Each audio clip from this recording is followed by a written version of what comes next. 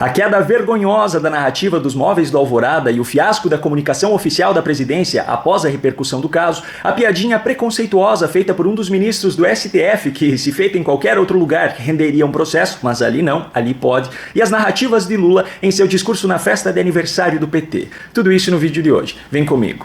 Não tinha como começar esse vídeo falando de outra coisa. Não param de cair as narrativas inventadas pelo governo Lula. E cair vergonhosamente. Ontem foi a vez daquela dos móveis do Alvorada, que teriam desaparecido. Uma história que desde o início já estava muito mal contada, mas que foi usada por Lula e Janja para fazer acusações a Jair e Michele Bolsonaro, como se eles tivessem roubado esses móveis. E também para justificar a compra de móveis novos e luxuosos para o palácio, que seria a sua residência pelos próximos 4 anos. Ainda no comecinho de janeiro de 2023, Janja recebeu Natuzaneri da Globo para mostrar em uma matéria exclusiva o Palácio da Alvorada, onde supostamente vários móveis e obras de arte estavam faltando, e também para mostrar o estado de conservação do prédio. A gente sente que parece que o espaço está vazio, e está mesmo, né? As obras de arte não estão aqui? Não estão aqui.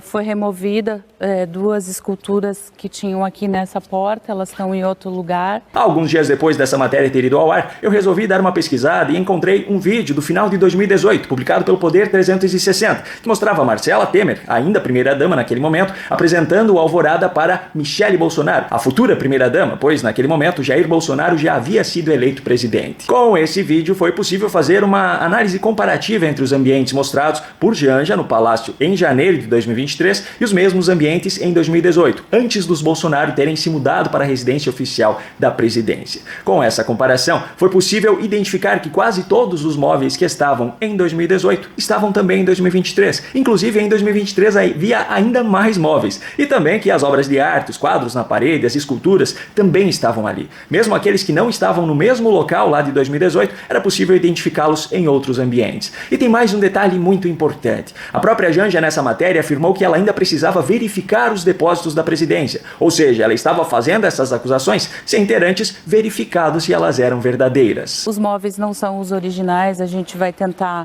recuperar isso. Eu ainda preciso fazer uma visita no depósito. A presidência da República tem um depósito de móveis. Pois é, só que apesar de ter feito o trabalho que a jornalista da Globo deveria ter feito, o meu vídeo obviamente não serviu de nada. Sempre que pintava uma oportunidade, Lula fazia acusações a Bolsonaro em relação ao Alvorada e aproveitava para fazer um drama por ainda não ter se mudado para lá. Não tem cama, não tem sofá, ou seja, não sei, possivelmente se fosse dele ele tinha razão de levar mesmo, mas ali uma coisa pública, eu não sei por que tem que levar a cama embora, troca o colchão e troca a roupa de cama e dorme à vontade. E esse drama feito por ele, é claro, foi usado como base para justificar a compra de imóveis sem licitação. Eu não sei quanto tempo vai demorar ainda, porque vai depender de fazer um acerto com o Tribunal de Contas para saber se é possível comprar as coisas em caráter emergencial sem passar por um processo de esperar 90 dias numa licitação. Os móveis foram comprados e, obviamente, não eram móveis de qualquer padrão, não. Em 2 sofás de couro italiano foram gastos mais de R$96 mil.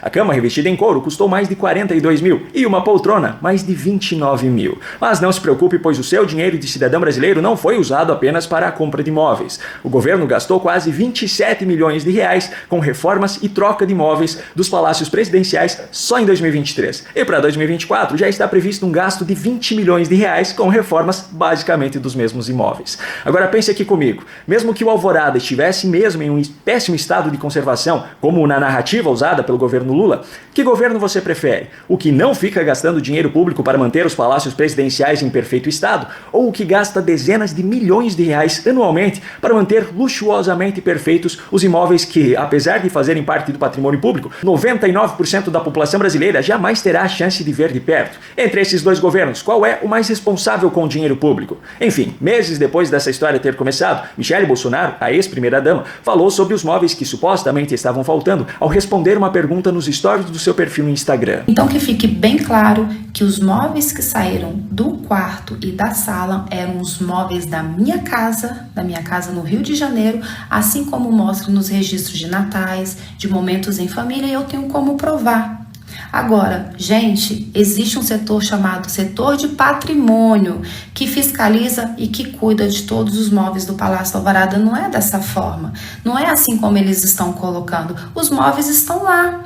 Só que, infelizmente, os que pregam a humildade, a simplicidade, não querem viver no simples, tá? Zombando e brincando com o dinheiro do contribuinte. Nós ficamos por 4 anos no Alvorada, nós não fizemos nenhuma licitação de enxoval, não tinha toalha, não tinha roupas de cama decente, eu usei os meus lençóis na minha cama, na cama de visitas, para não fazer licitação, porque eu entendi o momento que nós estávamos vivendo. Nessa época aí, o número de itens que supostamente havia sumido já tinha diminuído de 261 para 83. Enfim, na sequência desses stories, ela mostrou inclusive imagens que provavam as afirmações que ela estava fazendo. Mesmo assim, teve muita gente que ainda duvidou, como foi o caso do Vila, que em um programa da CNN desafiou Michele. Olha, eu trabalhei 30 anos na universidade pública e desafio essa senhora a provar o que ela disse. Eu trabalhei e fui chefe, hein? Várias vezes, reeleito várias vezes, por incrível que pareça. Então, ela está falando uma inverdade,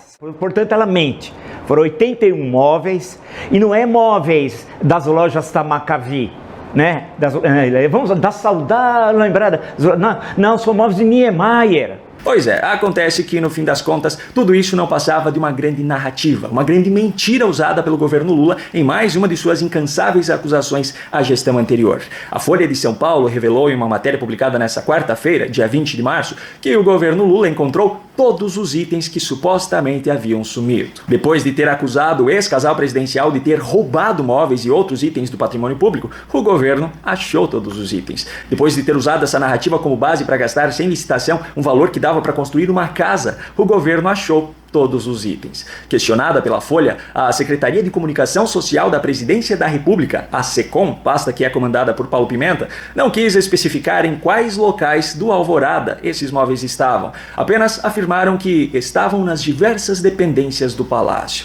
Agora, você acha que Lula e o seu governo pedirão desculpas por essas acusações falsas? É óbvio que não. Lula nunca se desculpa por absolutamente nada nesse mundo. Em nota oficial à imprensa, a SECOM acusou o governo Bolsonaro, colocando a culpa na gestão anterior pelo fato do governo Lula ter achado agora os itens. Bom, para você ter uma ideia do nível da comunicação oficial da presidência, o último parágrafo da nota oficial diz o seguinte: também não quer dizer que os 261 itens encontrados estavam em condições de uso. O patrimônio adquirido não pertence, assim como todo patrimônio do Alvorada, a um ou outro presidente, mas sim compõem, um erro de concordância, o patrimônio imobiliário presidencial. Eu também não posso deixar de comentar. Meu Deus, como é fraco a comunicação da Secretaria de Comunicação Social da Presidência da República. Dentre todos os ministros de Lula, Paulo Pimenta, se não for o pior, é um dos piores em comunicação e foi o escolhido justamente para a comunicação oficial da presidência. O cara que justificava o fracasso de audiência nas lives de Lula em comparação com as de Bolsonaro, culpando o algoritmo. Até que Bolsonaro fez uma nova live e provou o contrário. Aí Paulo Pimenta começou a usar a narrativa de que o carro-chefe da comunicação de Lula não era o YouTube, era o Instagram. Eu fiz um vídeo logo após essa declaração dele e provei fazendo uma comparação entre os números de seguidores, de visualizações e de engajamento dos perfis de Bolsonaro e de Lula, que mostram que se no YouTube a audiência de Lula é um fracasso, no Instagram a diferença em relação a Bolsonaro é ainda maior. Agora, depois de toda a narrativa sobre os móveis do Alvorada ter sido vergonhosamente destruída pelo próprio governo, em vez de reconhecer a falha, Paulo Pimenta tenta mais uma vez colocar a culpa na gestão anterior. E sabe qual é a pior parte de tudo isso? Para fazer esse serviço ridiculamente mal feito, ele ganha por mês o valor que a grande maioria dos cidadãos brasileiros não ganha por ano. Bom, deixando de lado agora o fiasco do governo, eu quero mostrar uma cena do Supremo Tribunal Federal. Na sessão dessa quarta-feira, dia 20, no STF, o ministro Dias Toffoli fez uma piadinha com o agora também ministro Flávio Dino. Uma piada que, se feita por alguém da esquerda, não tem problema. Mas se feita por qualquer outra pessoa, no mínimo renderia um processo. Eu vou na linha, então, da sugestão do ministro Alexandre. Na dúvida, acompanho o relator. Bom, a moeda caiu do lado certo.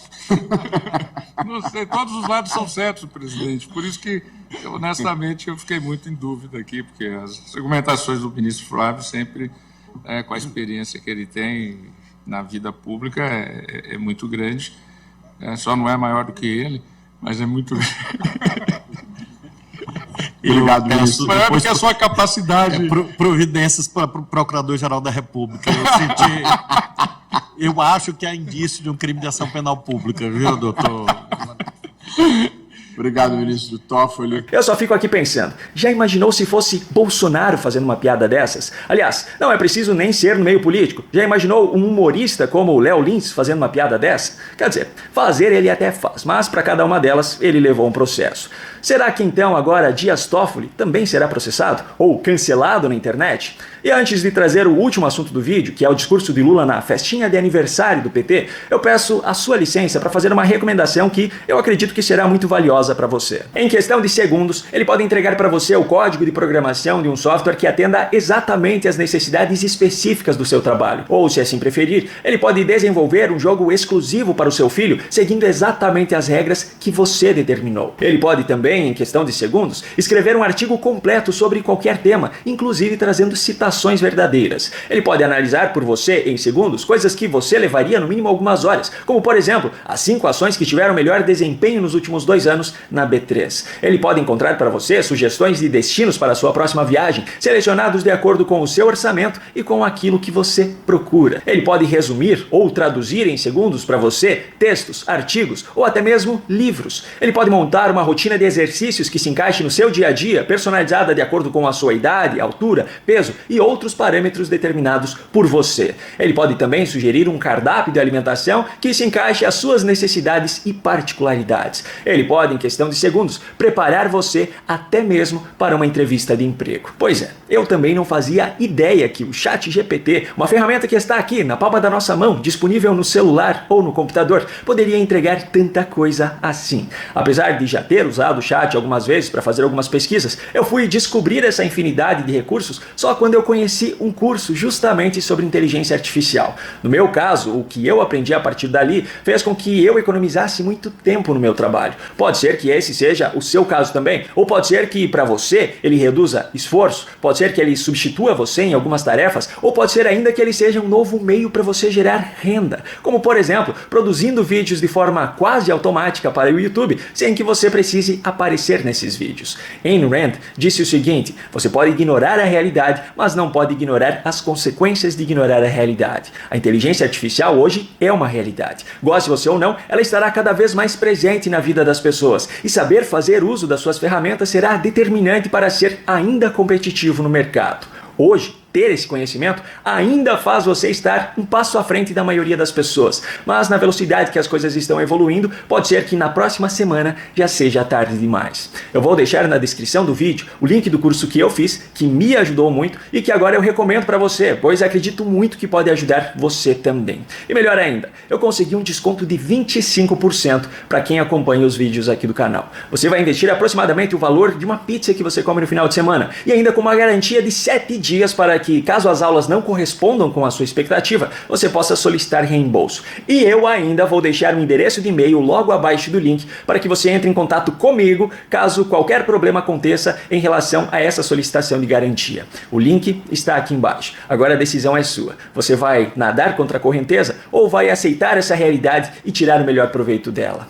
Bom, nessa quarta-feira aconteceu a festa de aniversário dos 44 anos do PT. Uma festa que, como eu já mostrei em outro vídeo, tinha ingressos de até 20 mil reais. Algo muito irônico para um partido que defende a igualdade e o socialismo. A qualidade da gravação do discurso não é muito boa, pois não havia uma transmissão oficial do evento, mas vai dar para ouvir perfeitamente. O primeiro trecho que eu separei aqui foi de Lula, que sempre disputou eleições na base das acusações pessoais aos seus adversários, dizendo mais uma vez que agora é que o ódio está fazendo parte da política. Essa narrativa foi usada, obviamente, para acusar mais uma vez aquilo que ele chama de extrema-direita fascista. Eu, por exemplo, perdi 3 eleições para o PSDB. E nós nunca ficamos enchendo o saco do PSDB, a não ser fazer a oposição normal. Nós ganhamos 3 eleições do PSDB. Eu nunca perdi relação de amizade com o Alckmin, com o Serra, com o Fernando Henrique Cardoso. Mas agora a política foi transformada pela extrema-direita fascista numa questão de ódio, em que não tem valores. O mais importante valor para eles é o baixo nível, é a mentira, é a fake news, é a ofensa pessoal a todas as pessoas que discordam de qualquer coisa que eles pensam. E o outro trecho que eu separei aqui é de uma hipocrisia e incoerência sem tamanho. Ao falar, como sempre, em democracia, Lula falou sobre garantir uma imprensa forte e usou mais uma vez como exemplo o australiano Julian Assange. A democracia precisa de uma imprensa forte, honesta, sincera, que tenha compromisso com os fatos reais e não com as fake news. A democracia está tão fragilizada que tem um jornalista chamado Assange, que foi o cara que denunciou a podridão, a escuta de telefone da companheira Dilma, a Isla América, a Argentina, pelos Estados Unidos, e esse companheiro, que possivelmente deveria ter ganhado o prêmio Nobel de jornalismo do planeta Terra, está preso há muitos anos e não tem um gesto de solidariedade a ele. Pois é, quando se trata de alguém com certo alinhamento ideológico com o seu, como é o caso de Julian Assange, Lula defende a liberdade de imprensa. Mas quando o cenário é diferente, ele usa de todas as ferramentas à sua disposição para censurar e sufocar aqueles que lhe desfavorecem. Um exemplo, a Jovem Pan, que vem sendo perseguida desde 2022 e que, apesar de eu sempre ter gostado dos seus programas, eu preciso dizer, com todo respeito, já abriu as pernas há um bom tempo. Mesmo assim, a perseguição não para. Nesse mês de março mesmo, houve um julgamento no TSE que resultou em uma multa de R$30 mil para a Jovem Pan e para a Pietra Bertolatti, por conta dos comentários feitos pela Pietra em 2022. Pois é, Lula mostra-se cada vez mais o presidente da relatividade. Democracia relativa, liberdade de expressão relativa, verdade relativa e assim segue uma lista infinita. No canto da sua tela aparecerão agora recomendações de outros vídeos aqui do canal para que você os assista, caso ainda não tenha feito. Se você gostou desse conteúdo e quer receber os novos vídeos aqui do canal, se inscreva e ative o sininho de notificações. Essa é a única forma de garantir que o YouTube entregará a você esses novos conteúdos. Um grande abraço e até o próximo vídeo.